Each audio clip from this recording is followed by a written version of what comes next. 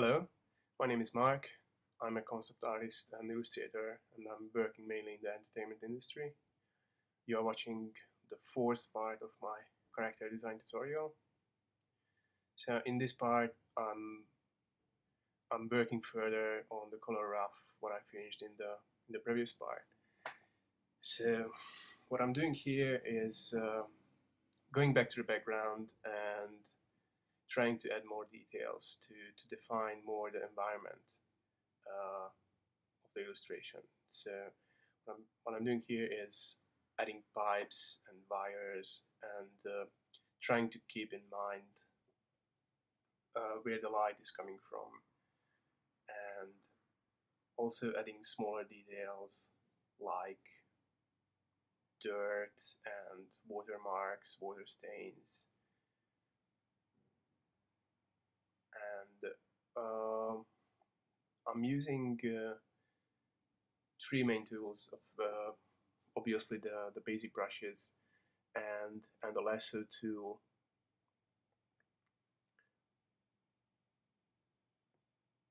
to establish the background. Um, as you will see, I'm not going into detailing the different elements much. I'm just putting down the background elements, trying to strengthen the frame what I established for the character, and basically putting in more interesting details. So I'm working on the wires. As you can see, I'm not introducing any new colors, so I'm just picking the colors from the image itself.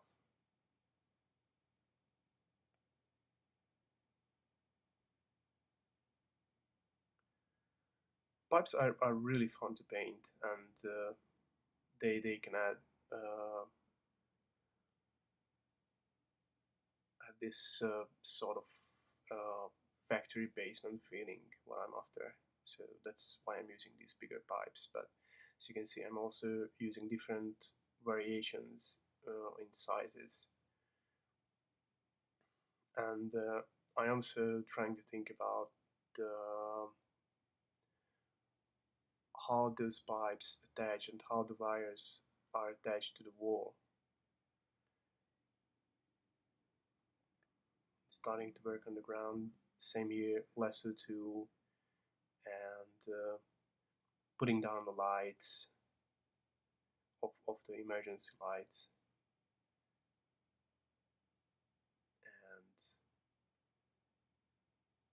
trying to refine the whole background to achieve a more realistic look. I'm not really after an absolute photorealistic look at the moment, because I want to focus more on the character than the environment. But I felt the background needs a bit more definition before I go back to the character. So yeah, putting back the lights again on the wall, and also trying to think about the casted shadows of the pipes, and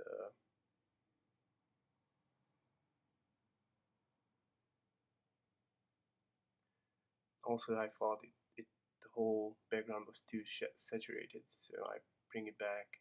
And what I'm doing here is just I created another layer to add a painted stripe on the wall. So I erased back what I didn't want it to have, and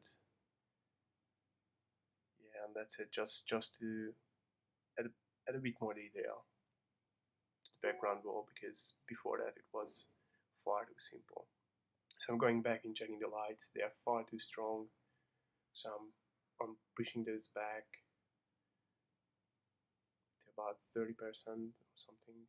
And now what I'm doing here is I created an overlay layer, and I picked some kind of middle rusty color and just quickly painted over the whole thing.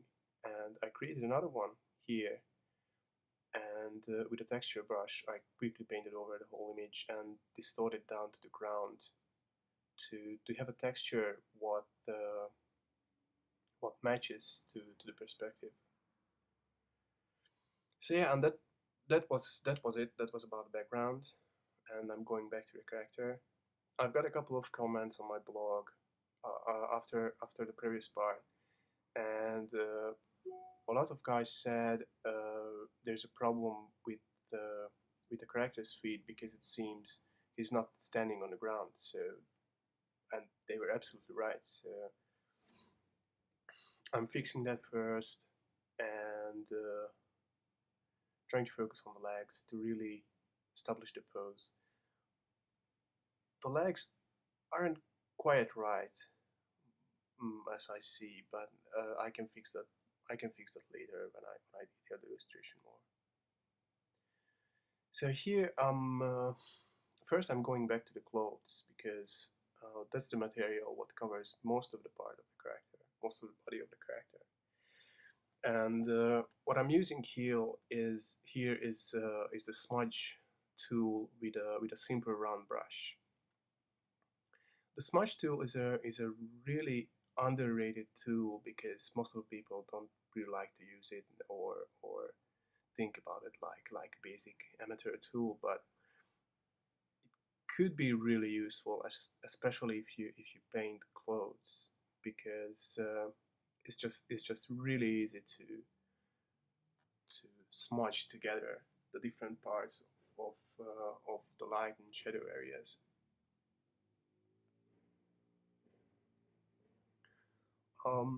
I like using smudge too because it reminds me of uh,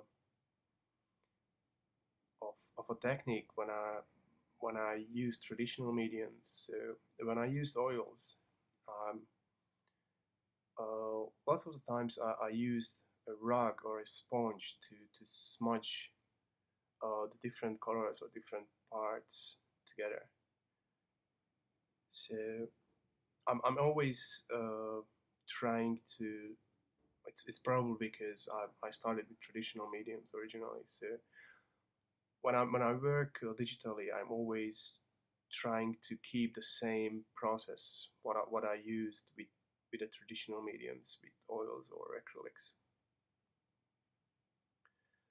So yeah, basically I'm going through all these clothes parts and trying to refine the different areas hit by the lights and trying to make it a bit more smooth. I probably gonna add textures later to it to get this more gradual look, but now I'm I'm more focused on the lights and shadows. So I'm doing the same all over his body basically, except the metal plates and the metal parts, because I need a more rough texture for that. So yeah, it's pretty much done. So um, here I'm going back to the face, to the head.